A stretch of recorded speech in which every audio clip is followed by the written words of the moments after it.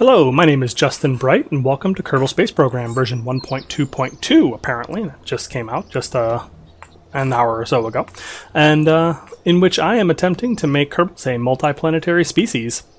It's been a little while. I've been gone, been working real hard on getting a video game released that I've been working on for a class, but that's all published and I have some free time, so I am right back to it. In the time since I last recorded, I have done a couple missions, made a little bit of money, as you'll see here, but I haven't made any big upgrades or anything, since I wanted to save that for you guys.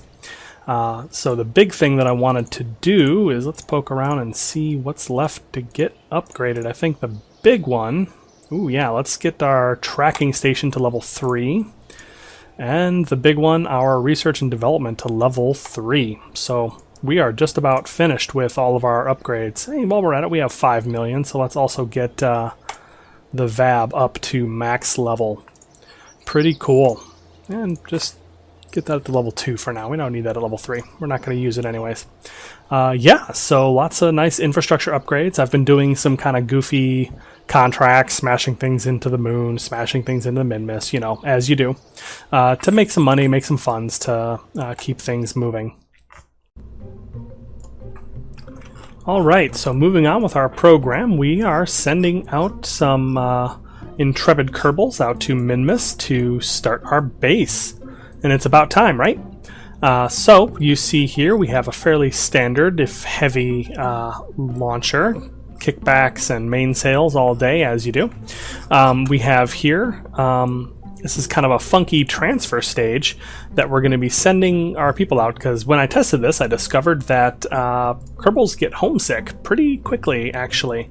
So what we have here is we have a poodle, a bunch of fuel, we have some drop pods, which I'll talk about later, and we have a hitchhiker can that the Kerbals are actually going to spend their trip in, because it's going to take between 8 and 10 days to get out to Minmus. So we want to make sure that they're not just sitting in their little command seats the entire time.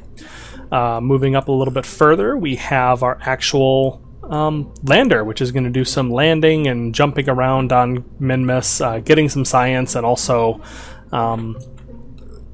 pinpointing the best location for us to start our base, which I'm pretty excited about. And then one of these guys is going to follow us down to the ground. It's going to land nearby, and it's got a little experiment storage unit, as you see here, which we're going to load up with all the science that we have and send it back home. It's got a little parachute and a heat shield and so forth, so that it can take care of itself on its way back, so we don't actually need to send anybody home. We are planning on starting this base, so I'm not anticipating the ability to get people home at first, although I do believe that I should be able to get people at least back into Kerbin orbit with this lander. Perhaps. I haven't actually gotten it down to the surface yet, so I guess we're going to see. So let's pick our crew. I think we're going to go with, we've got Jesslyn Kerman, we've got Jai Kerman. They are an engineer and a scientist. They're my veterans so far. And our pilot is going to be Madbeth. Alrighty. Here we are on the pad, sitting pretty. 3, 2, 1, launch.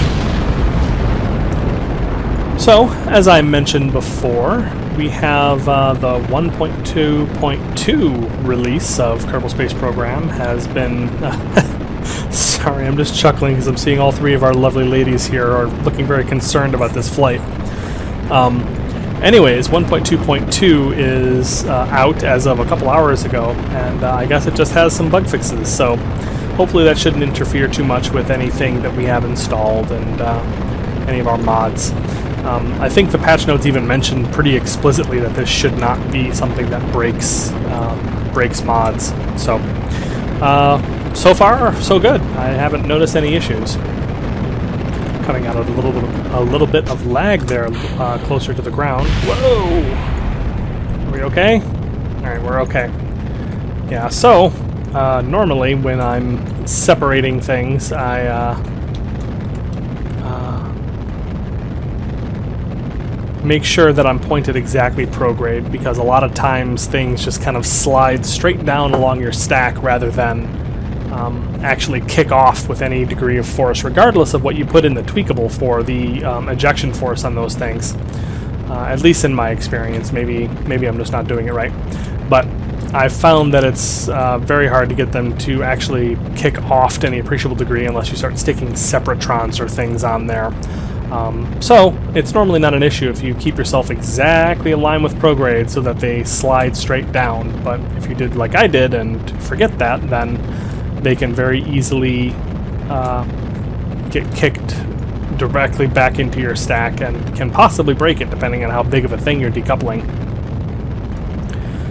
Alright, so we're just kind of pushing through. We're up over an apoapsis of 73 kilometers, but we're just, so I'm pointed down below the horizon, about 10 degrees, pushing ourselves into a proper orbit. Getting circularized before our trip out to Minmus. Alright, so there we go. I think we've just about hit our target orbit. Just a little bit of fuel to spare, 143 meters per second, that I don't think we're going to miss. So let's go ahead and kill this other stage. Separate off our fairing. Ooh, that came off a little janky, but that's fine. And off you go. Beautiful. So let's get circularized.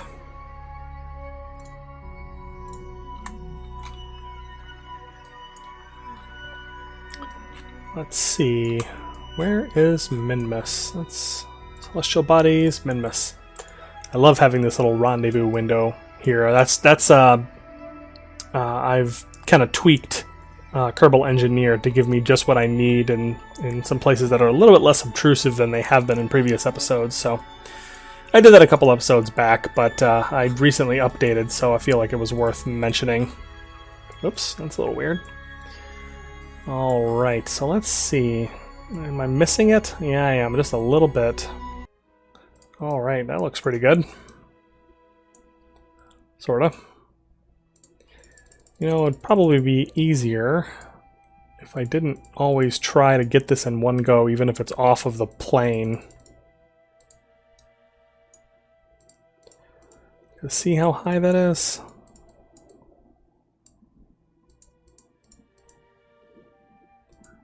Let's see, can I get this to work? Well, that's a nice fast one, but I feel like that's a little bit of a waste, isn't it? So I'll have to spend all that slowing right back down.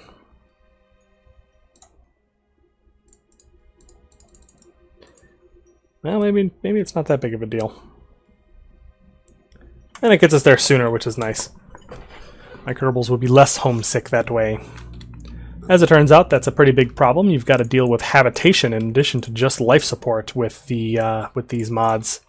The USI life support and MKS and all that gives you all kinds of fun new parameters to play with and be constrained by. But first, we must reach orbit. And go. Over here smashing the A key, thinking that it's going to make me go faster. Spoiler alert, it is not. Alright, so that's us in orbit. So let's come around one full orbit, because it's actually right about now-ish. Well, never mind. For some reason I thought I was circularizing near the maneuver node, or just ahead of it, but that is not actually the case. But nicely, I'm at 125 kilometers, so I can move at 100x as I come around to this maneuver node. So we're going to come in a little bit funky, and I'm going to forget to burn on the node at all. So we're going to be just burning behind the node. So if you were hoping for some kind of efficient transfer here, this is not it. Well, that's fine. This is fine. Everything is fine. So this thing I'm using here is the our lander. Has all the normal science bits and bobs in addition to so the barometer, seismometer, thermometer, Don't quite have the gravioli detector quite yet, but I have all the other experiments, including the atmospheric fluid spectrovariometer, whatever the heck that is. It's going to run us atmospheric analyses that I cannot do right now. Well, that's fine. And I've also got some Science Juniors and some Mystery Goo containment units packed on here as well. So we're going to get the whole load of science, get those packed up nice onto these experiment storage units and send them back home. Or send one of them back home. I think I'll just leave the other one in orbit and figure out something to do with it later. I'm sure there'll be more science another day. But for now, we are still pushing out. The poodle is mighty slow. And I'm definitely going to have to do a bunch of correcting of my orbit as I go, which is, well, I was trying to avoid that, but it feels cool to get this in one burn, even when it's inclined, but there's really no good reason to do that. It's not even efficient or anything, it's just... And it turns out to not even be faster, so there's no real good reason to do it. But I do it anyways, because I'm lazy, I guess. I like the idea of being able to knock it out in one. Oh well. There we go, just finish this burn off. And there you have it. We are on a trajectory that sort of intersects the orbit of Minmus. Huzzah. Alright, does this make it better or worse? I'm going to do some... We're going to take the optometrist approach to correcting our orbit. Better or worse? Looks better. There we go.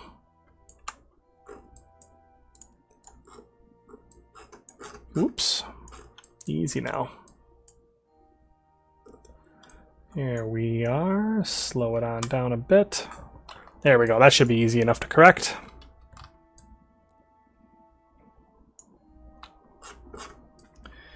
Now, as I get up to... Ooh, am I going to encounter the moon? That's a little troubling. It should be okay. Oh, no, I think that's on my way back. Yeah, look at that. Yeah, so this teal line is our current orbit. Then we swing around in purple. I swing around Kerbin again. I encounter the moon, and that sends me into another funky elliptical orbit and actually accelerates me slightly. Gravity assists, you so crazy. Here, when I get to this ascending node, let's just warp myself to it.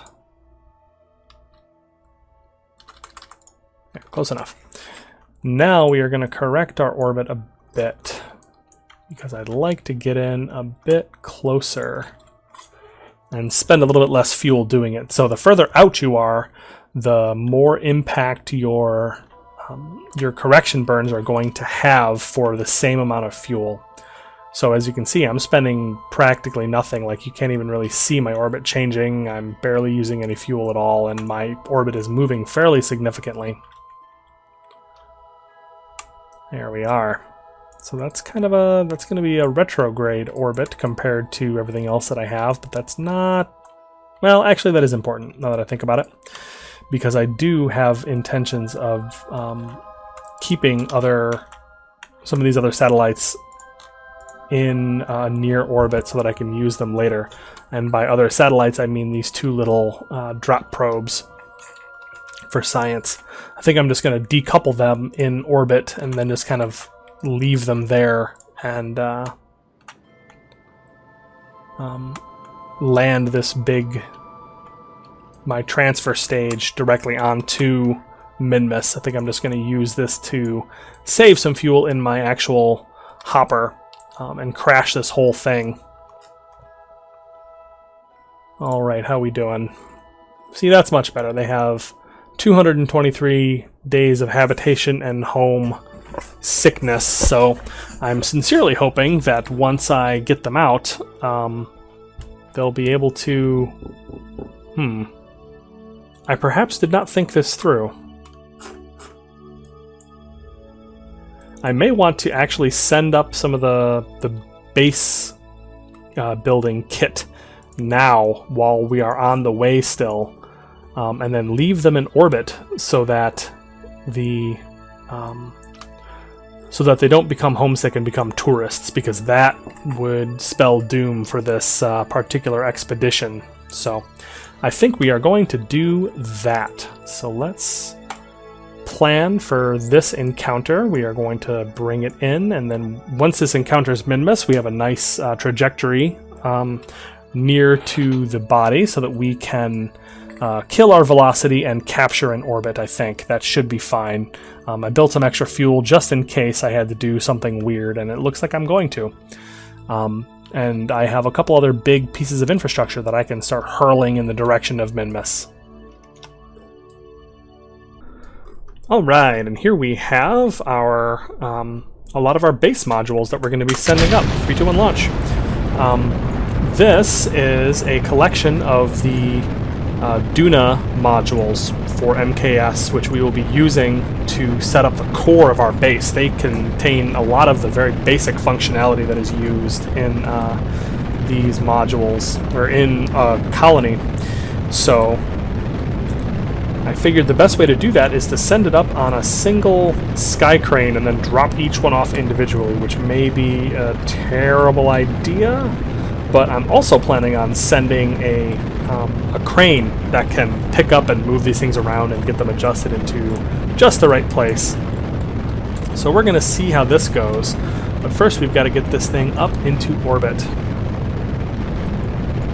So it's kind of a unwieldy design here, so hopefully this thing doesn't flip, and oh my god, it's happening again!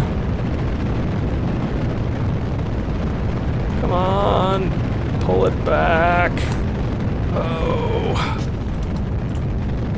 Okay, kick off these boosters. Okay, I think we're alright. I think we are okay. But we are dropping precipitously. No, don't flip out. Gosh, why is this so unstable? Oh dear. Okay. Goodness gracious. Well, let's see if I can't push ourselves up a little bit here and focus on getting some vertical speed to get up out of the atmosphere, because I'm very, very worried about this flipping out again as soon as I ditch this stage with the fins on it.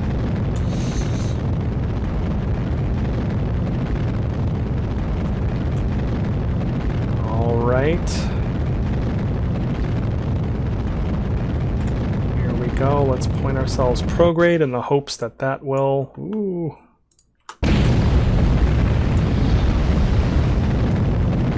Okay, I think we got this under control now. We're up at 35 kilometers. Yeah, we're fine. Things are fine. That was a weirdly dicey launch, but I feel like that should be okay, and we should still have enough to get us out to the landing site. The important thing that I wanted to get done here is start sending out all of the different base components that we're going to be building our base with, because the Kerbals have a certain amount of... They have a homesickness value in the life support. If we check that out, you can see that they have a habitation requirement and a homesickness requirement.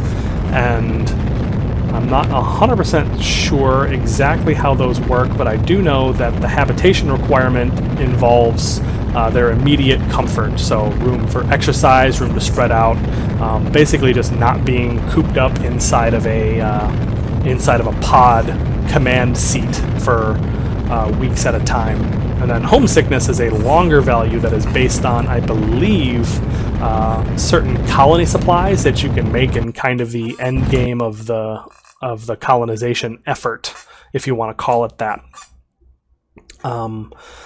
But the homesickness is the harder one to remedy, I believe. I believe that's cured with colony supplies in a medical bay, whereas habitation is just based on having nice digs. So the idea that I'm having here is that I'm going to at least send out all of the bits that we need for colonization so that they are approaching and in orbit, and then with only hours or days left before they arrive, or maybe even when they are in orbit, that's when I send down the lander to get the base started in construction, so that the Kerbals don't spend a bunch of time just living inside of a capsule. But this skipper stage looks like we're going to have a little bit of fuel left to start the burn out to Minmus. And we're going to use every little bit of fuel that we have in this stage. We're just going to have some debris, and that's just how it's going to be, because these launches are going to be a little bit funky, a little bit complicated because of the way that we're... it's a weird place for the ascending node, but that's fine. Down a bit. There we are.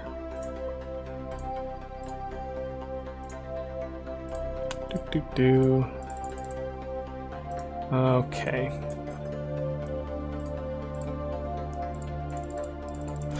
So, as I was saying, I have a lot of big, heavy, awkward components to deal with here. So we are going to be dealing with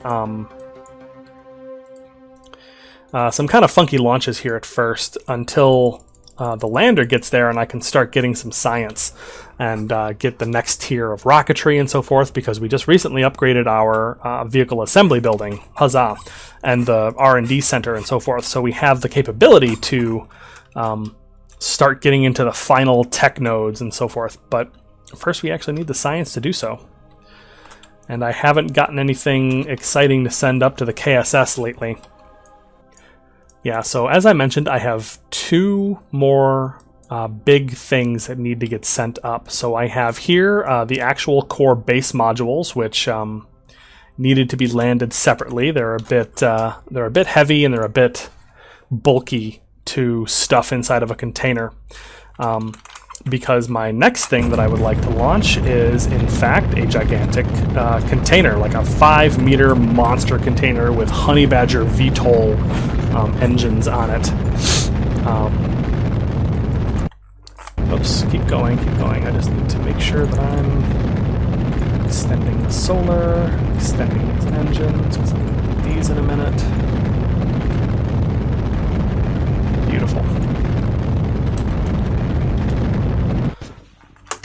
Kick that off, and off we go. This funky, this uses the sky cranes from the MKS mod. From one of them. I have no idea which one that one comes from, since I'm using almost the entire constellation, but I felt like that was kind of a cool way to build inline engines.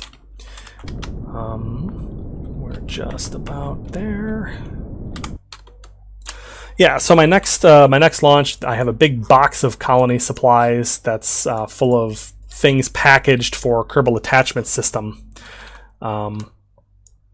So just 4 hours, huh? All right, so let's get that going. Oh, hold on, do I have my antennas? I think I extended my solar panels, but not my antenna. There it is. Extend. Should have another one. There we go. Boom, boom. Yeah, so a big box of colony supplies and a lot of the other attachable bits that we will be building on site, and all the tools to do that are coming in a gigantic 5-meter box with Honey Badger engines, which should be a lot of fun. And finally, I have a crane, like an actual construction mod crane that I've assembled that I'm going to ship out here. And that I'm going to use to fine-tune the placement and make sure everything goes roughly in the same place, so I can arrange the base how I like. Because the landing from this thing is going to be a little bit scattered, a little bit all over the place. Alright, so we're coming up on our node to correct our trajectory. And there we go. That should put us on a good trajectory to meet Minmus. So let's tweak that. Ooh. Is that wobbling or was I hallucinating? Alright, so let's bring this down into an equatorial flyby, and then we're going to move ourselves radially so that we can hopefully... Actually, it might be slowing down. Let me take a look. Yeah, I think we're going to want to slow down just a touch. Nope, I was wrong about that.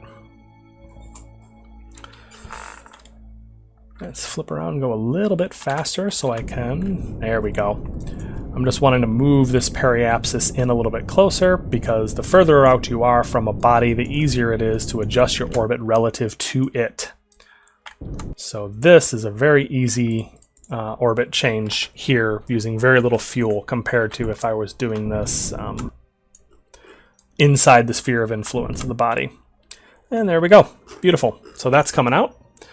And that is going to be there in 5 days. Very nice. After that, we just have a couple more things that we're going to send out. So unfortunately, this is going to be kind of front-loaded the next couple episodes as far as rocket launches compared to actual orbital and land operations. But I think it should be pretty interesting once we finally get all this going, because this is all going to have to get kind of set up at once. So... we will get to that in the next episode. Until then, I'll see you next time.